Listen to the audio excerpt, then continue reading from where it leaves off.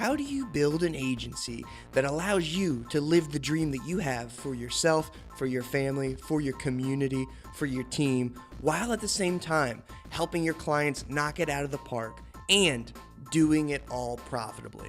These are the big questions that we tackle here on the Agency Journey podcast. I am your host, Andrew Dembski. Now let's get to it.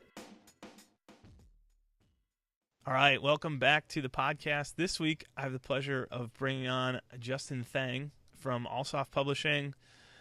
Justin, we'll get into your story here with the agency, but maybe the right place to start is just kind of your personal background. How did you wind up with an agency?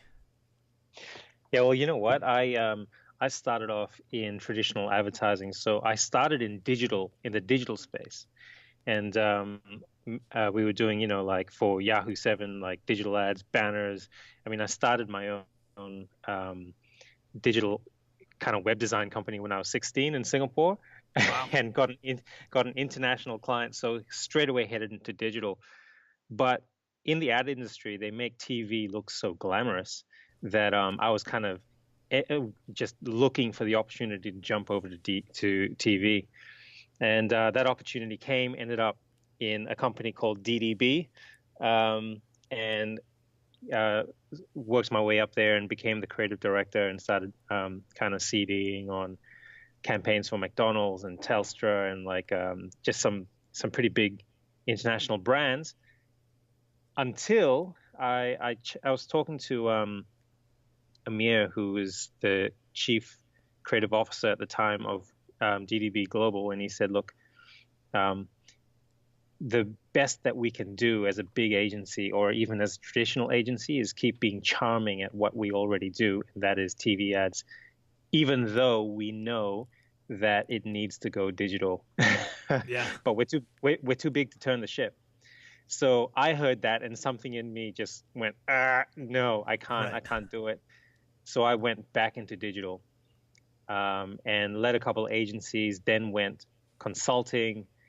And, I've worked with some great agencies and great teams, and we've won a string of accolades.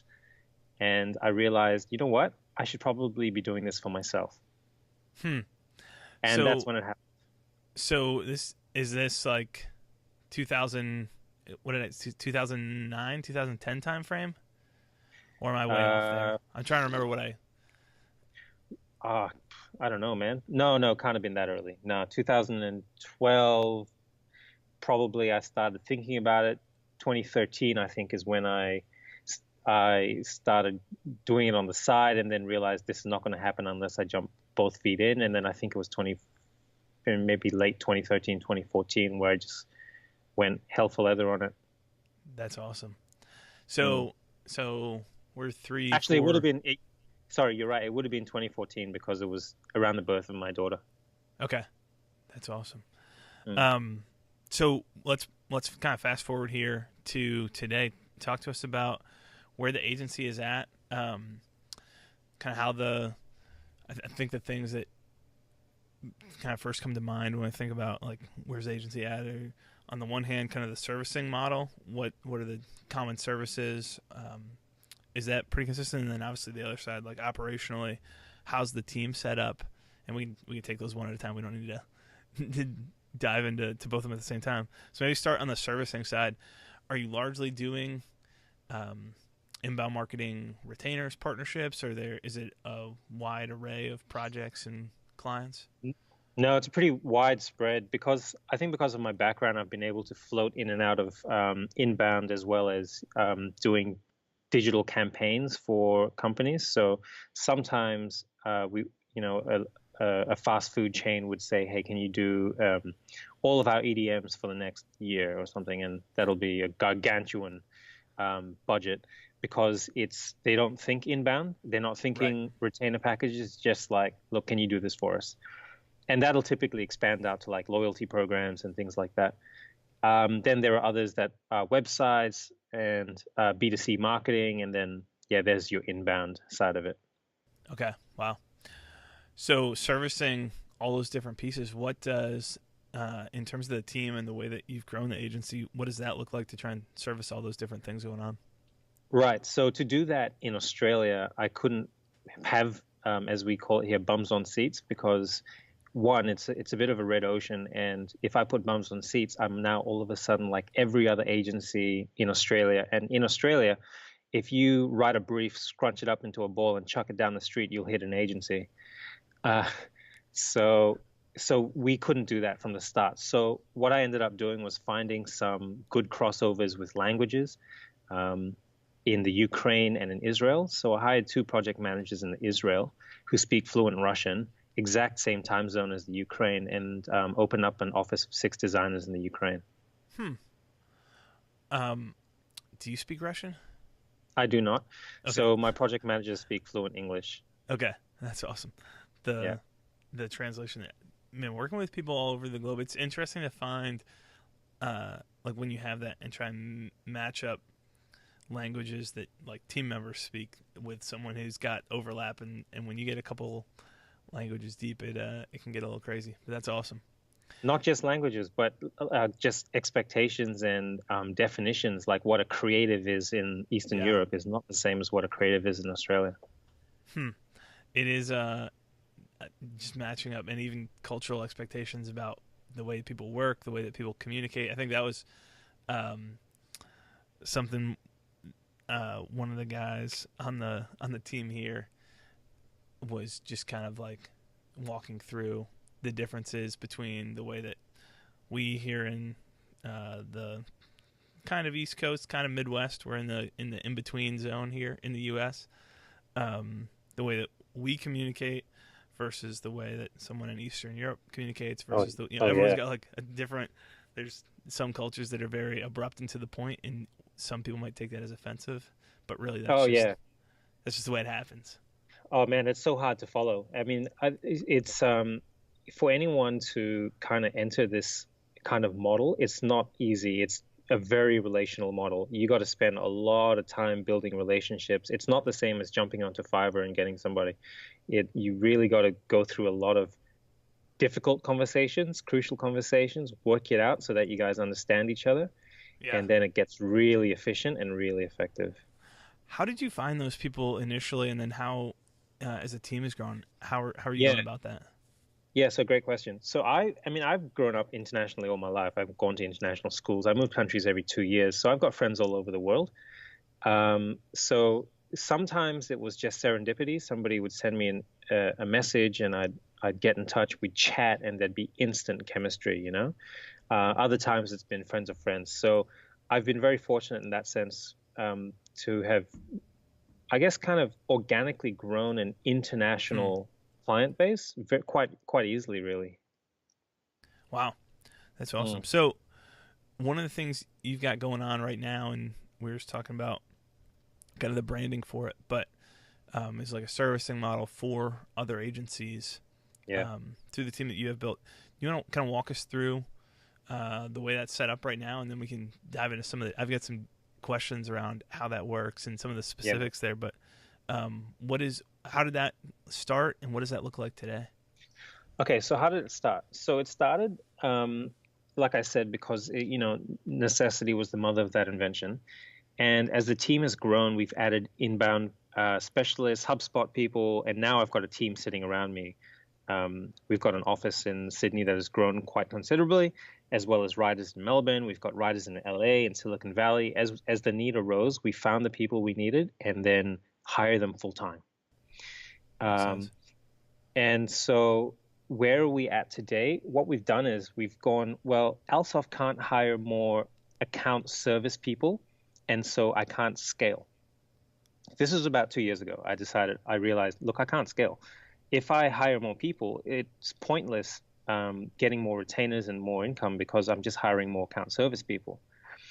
So I had to think about it and decided that instead of having, let's say, let's make the number simple. Instead of having 25 end clients, I would have 5 agency clients. They can handle the end clients, and I'll only really interface with 5 people.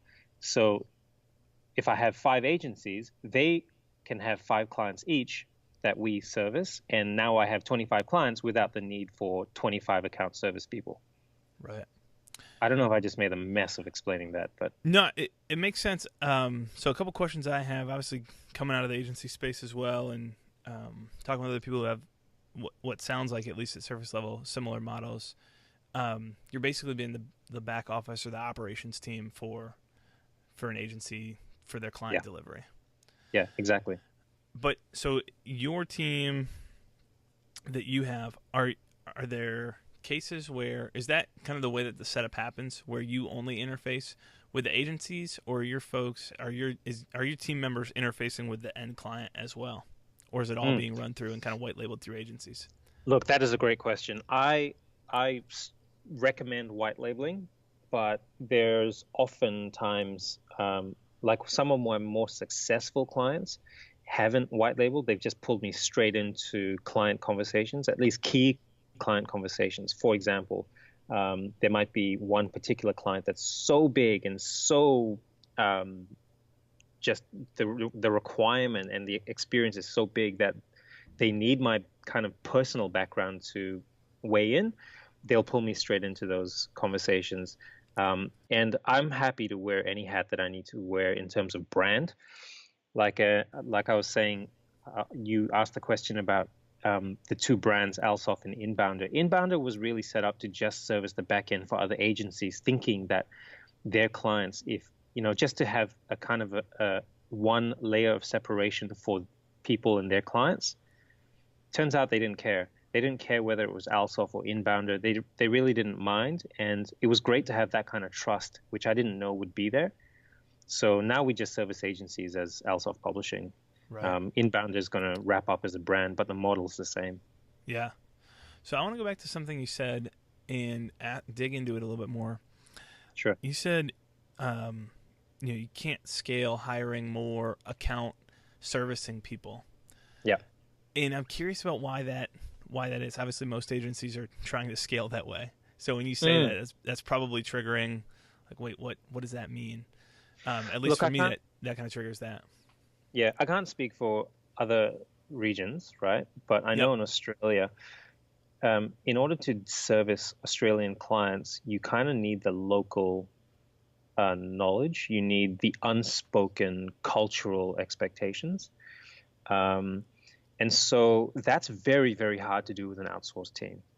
Right. Very, very hard. So what ends up happening is you'll have 2 or 3 senior guys who end up on the ground in the same country, let's say Australia, talking with the clients all the time, and then they're essentially becoming project managers, account service people, and God forbid they actually know how to be hands-on with design tools, because then they're designers too. So that's what I mean by it's very tricky to scale, because you can't outsource that, really. Not that I didn't try, I tried, but yeah, it just doesn't move fast enough. Gotcha. Cool.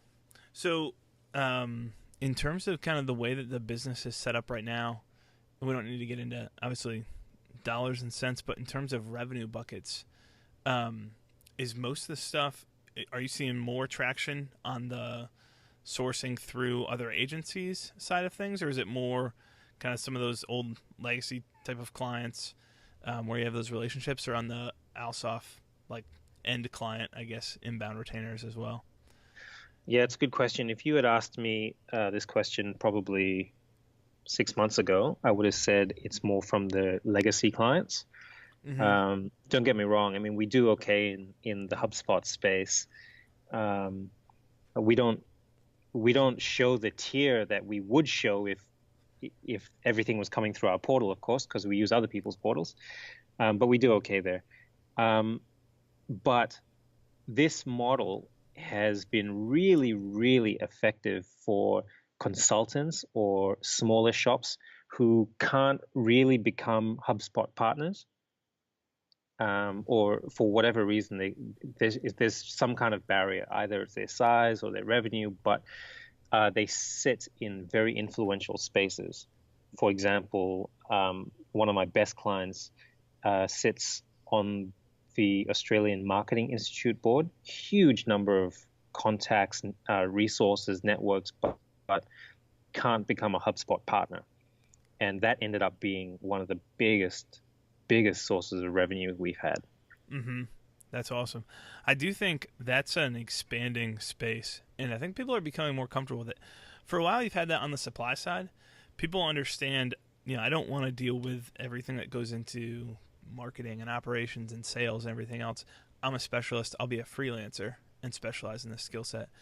And I think that with more and more services like what you guys are doing, I think more and more there's more realization that people who have the skill set towards the marketing and sales side and the consultant side of things, the strategic point of view, can do that and have a back office without having to necessarily be, if they don't want to do the operational piece, they don't necessarily need to do as much of the, building a team, staying up to date on skills, trying to constantly recruit and deal with turnover and promoting the team internally. And so I've had more and more conversations, at least over the last year, with people who are saying, I feel like a couple of years ago I would hear the frustration of, it's just so frustrating. I'm really good at selling, and that's what I want to go do.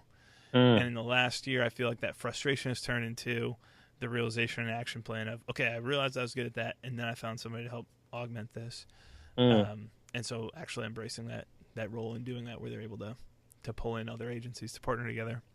I think content would be, in that instance, content would be our cash cow, just blogs, writers, just run-of-the-mill hygiene type stuff. So that's probably our basis to be able to do more niche, bespoke things. And I suppose if you would look at it, that would be our rising star, that strategic partnership model with these consultants where we're going in, closing deals that are very, very unconventional. Mm-hmm. Yeah, that makes sense. What are some of the things, and maybe we approach this from the negative perspective, in terms of partnering with other agencies? Maybe let's start with, what are the things that go poorly, or what causes that not to work well? Because you're adding an extra layer of complexity, obviously, which, if done well, makes everyone's life easier. If done poorly, makes everyone's life worse than it was before. Look, I can rattle off a couple of things. Anything sub $3,500 a month as a retainer isn't going to work. You're just going to take too long to make it happen. That's one. Yep. Number two, agencies that say, I'd rather you try it out on our agency first before we give you to our clients, is always a bad sign, because it means they actually don't understand inbound marketing. Right. And so they're just looking for somebody else to do the HubSpot stuff. Number three that I see going wrong is agencies actually don't understand inbound marketing. They're not really, take away the tool set, they're not marketers. They are, look, I don't know what you would call it, but they are trained up on the tool set. They buy in on the methodology, but that all stops when it comes to real lead nurturing and scoring and transitioning from from MQL to SQLs and that kind of thing. Those kind of conversations where they cap off and they start getting frustrated at somebody, and everybody wants a neck to strangle. Usually it's the supplier. That last one, I think, is really the difference between kind of the head knowledge and the heart knowledge, where it's like the head knowledge is, I'm able to repeat what I've been told and rattle off like the basic principles that I've kind of read and heard over and over and over. And the heart knowledge is more like, okay, but now this is actually, I'm able to apply this. If you give me a complex situation, I'm able to take the skill set that I learned and not just prescribe the only thing I know how to prescribe the same thing over and over, but I'm actually able to adjust this and, temper this to exactly what I need to fit here. Yeah, totally. And the biggest indicator of that is when you talk ebooks, right? I don't know anybody that hasn't seen an ebook download and go and been there, done that. So I want to talk to agencies where I can say, look, can we talk about this? Because I don't even know if this is going, if we hate it, they hate it, Right. No, been that there, one, done that, got the ebook. Yeah, for sure. Yeah, if you can move towards, we've had some fun episodes. Jeff White from Kula Partners is one that comes to mind, and they've really taken that flag, I think, and run with it. But going away from the PDF download, which, like, I do think it's funny to look back and say there was a time when I wanted to download a PDF, and now like there was a time when I wasn't going to be connected to the internet everywhere, and by downloading that, I could take that and go read it somewhere else. Or I would want to print it out, and now it's like I look at this stuff, I'm like, first of all, 80% of this is more poorly designed, even though you spent way more time designing it, than a simple web page, which I'd much rather read. Like, why is this in a PDF? It's just, it doesn't make any. Now, like, I'm connected to the internet all the time. All I want is a web page that I can go read. I don't want to have to. First, I don't want to have to put in my information, and then I don't want to have to download this thing and go read it in a poorly designed PDF. I want to see it in an easy to read web page and work my way through it. But anyways, that's a whole nother story. That I know, man. You unravel that and spots falls down. That goes a long ways. Well, that's awesome. So I don't want to eat up too much more of your time, but I do want to ask kind of a bigger picture business direction question here for 2018, and that is there anything over the course of the next 12 months that you're either already planning in terms of where you see things going in the future, the way that you're adjusting the business, or anything that you're just kind of at the early stages of thinking about? And kind of, I feel like a lot of times for me, this is like, there's an idea that's in my head and it's kind of stuck in my head. I can't get it out of my head, and it starts to marinate. It's like, I know I want to move that direction. I don't know the exact steps, but I'm excited about this. And then over time it marinates and gets kind of worked out, and then you ultimately head in that direction. Anything stick out? Yeah, look, I think the tools that we're using for inbound marketing can be used in other ways and in more unique ways beyond just marketing, strictly speaking. And I think that's because there's a kind of a melding between what is expected at an SAL level, like between MQLs and SQLs that hand over that lead conversion into a phone call or a touch point. And some of the issues that we talked about with ebooks and landing pages. So broadly speaking, I think that merging of the two, the tool sets need to be able to be freed up from what we have called inbound marketing, 1.0, and moved into whatever the inbound playbook will be of 2020. Some of that might be integration with inventory management for, e-commerce clients. Some of it might be more of a B2C market, which I'm looking at. I think the tools that we use, if you remove the words inbound marketing, could really do a great service to the B2C digital marketplace. Yep.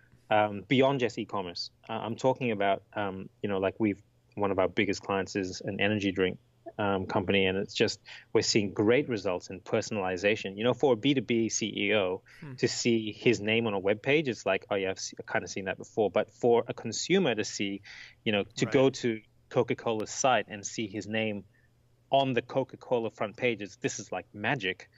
And I think we underestimate the uniqueness of the tools that we use because we think in a certain box. Right. So that's that.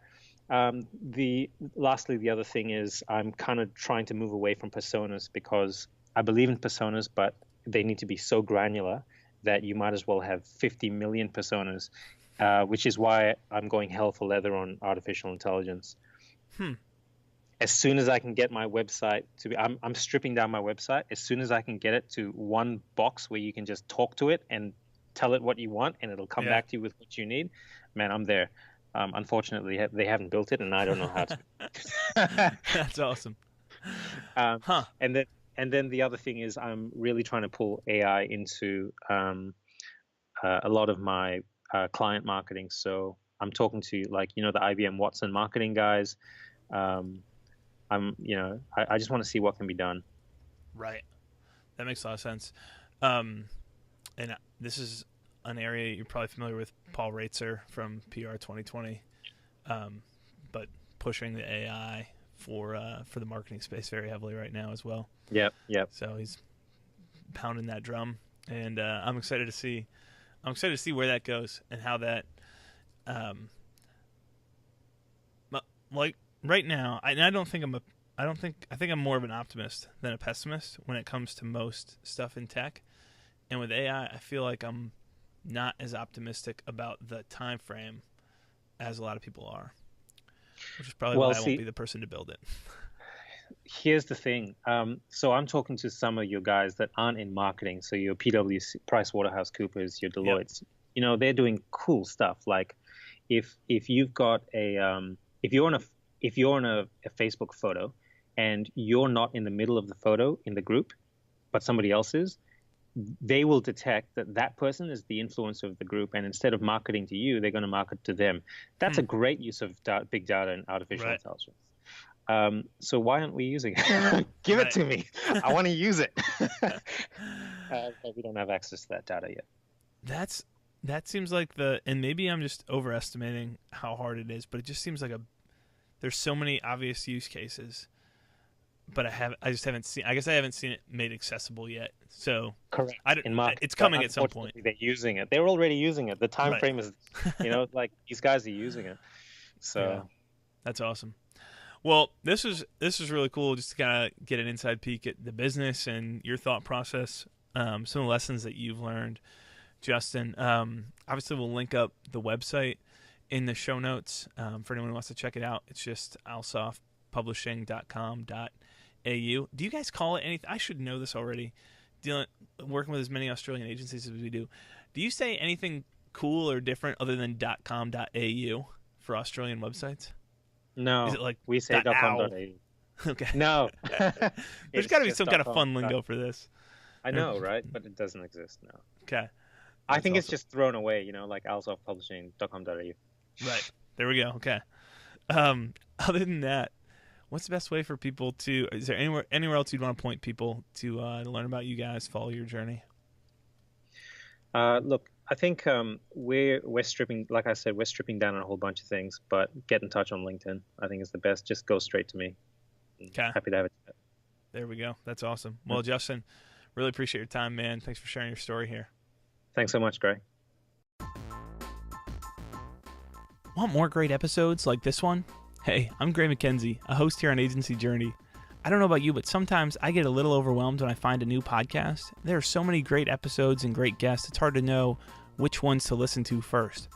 That's why we put together a list of the top 10 most downloaded episodes of Agency Journey, and you can get a copy of that list plus all of our notes and takeaways just by texting the word "Do Inbound" to 44222.